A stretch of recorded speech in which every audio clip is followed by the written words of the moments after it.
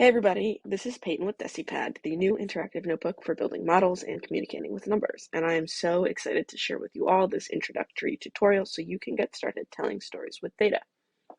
What we're looking at here together is a completed notebook in Decipad, and as I scroll through, you're going to notice it looks very different from a traditional spreadsheet. A couple of things I'd like to call out while I'm scrolling through the notebook is that in Decipad, numbers, text, and data coexist. And I also want to highlight that Decipad was made to be modular. So you can build models that are more flexible and less error prone. As you can see here, as I adjust these sliders, the notebook updates and those changes are highlighted in yellow.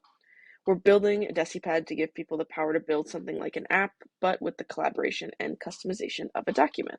So I'm going to jump over to my workspace and I will see you all there with the help of some editing magic. So I'll be right back. All right, so now we are in our blank notebook, and the first thing we want to do is give this a title. So we'll call it Saving for a Motorcycle.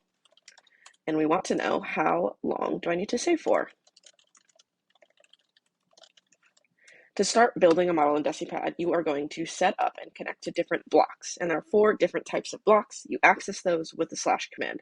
So we have our data blocks, our number inputs, our formulas, visualizations, we have different charts, widgets, which are interactive elements, and you have your different text. So let's start with a heading, and we're going to call this section inputs. And now we're going to use an input widget, which are a fundamental building block of Decipad. They're similar to cells in a spreadsheet, but they have a lot more versatility. They have 3 main elements. They have the name, so let's call this motorcycle cost. They have your number, and this is going to be 5,495, and an optional unit. So you can see here, this is currency. If I delete the $sign, Decipad auto detects what the unit is and changes accordingly. So if I put percent, changes to percent. You can also select from this drop down and see all the different units we support, multiple currencies, numbers, percentages, so on and so forth. For this, we're going to keep it with dollars. The next thing I want to do is create an input for my monthly income. So again, monthly income, let's call this $4,500 per month. Okay, incredible. The next thing I want to do is let's make a slider for my retirement savings, and we can play with different scenarios based on what percentage I'm going to save. So let's call this retirement savings, and let's set it at 5% and make the max 10. Okay, perfect. Again, you can see here that this input is made of those 3 main elements: the name, the number, and your optional unit. Now let's go on to determine my expenses. Let's do that with a table. We'll access that with the slash command and select table. Give this a name, we'll call it monthly expenses. This first column is going to be the item, the second one is going to be the cost, and we can go ahead and delete this third column. So for the first item, let's say rent is $1,400 per month. The next one is food, that will be $220 per month, and pet insurance for my darling Sally is $400 per year. Now to calculate the monthly cost of all my expenses, I'm going to select calculate at the bottom here and find the sum. And I want to pause and call out that Decipad has detected that even though I have 1 per year and 2 per month, it's converted my per year into per month for me, so I don't have to do any extra work, and that's based on what you have in the first row. So if I change this, my rent, to $1,400 per year, which I wish was true, it will give me the calculation per year. But let's go back to per month. So now that we have figured out my monthly expenses, how much the motorcycle costs, and my monthly income, let's determine how much money I have left after all these different expenses. We're going to do that with an input, and let's call this my funds, my Moto funds, which is going to be my monthly income. And I can select that either by typing. I started typing monthly. It is auto-populated in this variable section. Let's select that minus my retirement savings. So let's drag and drop this from my sidebar here. I could have also typed that, but there's a number of ways to model in Decipad. And then minus my monthly expenses. And I'm going to drag and drop that as well, so I don't have to type out that long syntax of sum, parentheses, monthly expenses, dot cost. So now we know how much money I have per month. The last thing to do is figure out my time to purchase. And we're going to use another input for that to create a formula, and let's call this months, which is going to be my funds. So let's start Moto funds, select that from the dropdown, divided by my motorcycle cost.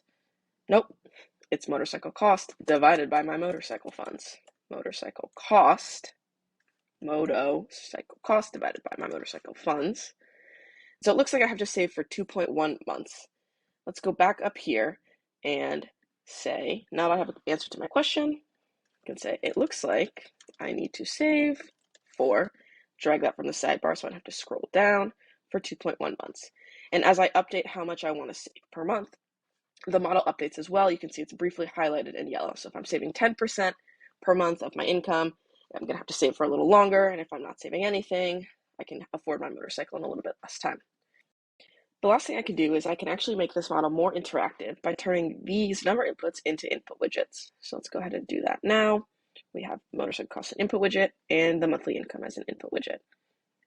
This makes the notebook more interactive for the reader. So maybe they got a raise and their income is $5,000 per month. Also, congrats, that's incredibly exciting. Or maybe they're saving a little bit less per month. You can see as I update these numbers, the notebook updates automatically as well.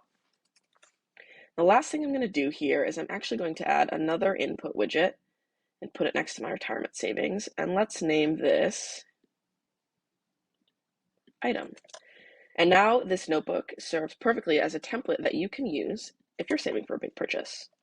So instead of saving for a motorcycle, it's going to be saving for a big purchase. And we'll name this item cost.